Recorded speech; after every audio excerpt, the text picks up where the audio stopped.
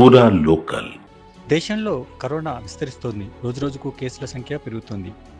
Active కేసుల సంఖ్య 7,400కు చేరింది. గత 24 గంటల్లోనే 269 కేసులు నమోదయ్యాయి.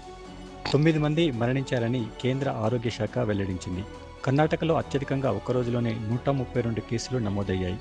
గుజరాత్లో 79, కేరళలో 54, మధ్యప్రదేశ్లో 20, సిక్కింలో 11, తమిళనాడులో 12, హర్యానాలో 9 కేసులు నమోదయ్యాయి. ఇక ఇతర రాష్ట్రాల్లో కూడా గత 24 గంటల్లో యాక్టివ్ కోవిడ్ కేసుల్లో పెరుగుదల చోటు చేసుకుంది. అరుణాచల్ ప్రదేశ్, చండీగఢ్, లడ్డాఖ్, మిజోరం, పంజాబ్, పశ్చిమ బెంగాల్లో మాత్రం కేసులు నమోదు కాలేదు. 24 గంటల్లో మహారాష్ట్రలో 4, కేరళలో 3, రాజస్థాన్, తమిళనాడులో ఒక్కొక్కరు మరణించారు. జనవరి 1 నుంచి ఇప్పటి వరకు మొత్తం మరణాల సంఖ్య 87కు చేరుకుంది. కోవిడ్కు అత్యధికంగా ప్రభావితమైన రాష్ట్రంగా కేరళ ఉంది.